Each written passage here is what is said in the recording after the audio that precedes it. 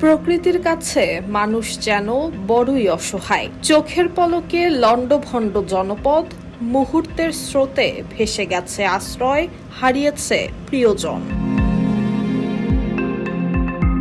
আকস্মিক বন্যা এবং ভূমিধসে নেপালের প্রাণহানি বেড়ে দাঁড়িয়েছে ১৬২ জনে। এখনো নিখোঁজ প্রায় ৪ শতাধিক মানুষ।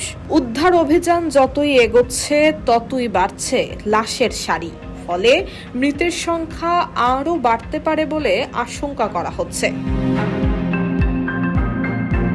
তিব্বত সীমান্তের কাছে রসুয়া এবং আশপাশের কয়েকটি জেলায় হঠাৎই নেমে আসে এই ভয়াবহ বিপর্যয়। মুহূর্তের মধ্যেই পাহাড় থেকে নেমে আসে কাদা পাথরের স্রোত, তলিয়ে যায় জনপদ, বিচ্ছিন্ন হয়ে পড়ে যোগাযোগ ব্যবস্থা।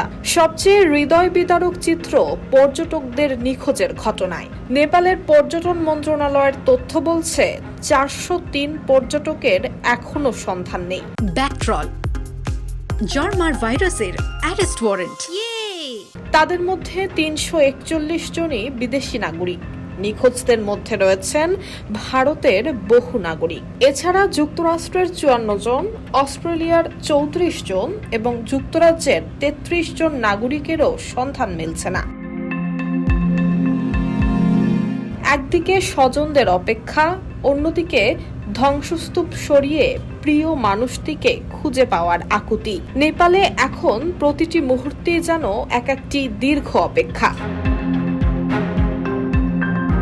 এই প্রাণহানিতে শোক জানিয়েছেন নেপালের প্রধানমন্ত্রী বালেন্দ্র শাহ। ক্ষতিগ্রস্ত মানুষের জন্য পাঠানো হয়েছে প্রায় ৮ টন ত্রাণ সামগ্রী। সহায়তার হাত বাড়িয়েছে যুক্তরাষ্ট্র, চীন, ইউরোপীয় ইউনিয়ন, ভারত সহ বিভিন্ন দেশ।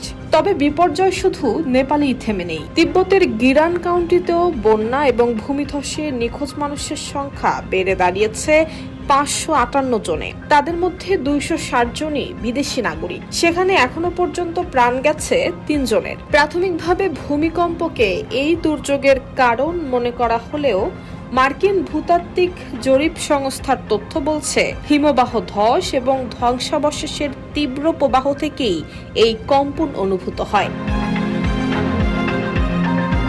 বিজ্ঞানীরা এখন খুঁজছেন এই ভয়াবহ দুর্যোগের পুরো কারণ এবং ধারাবাহিকতা।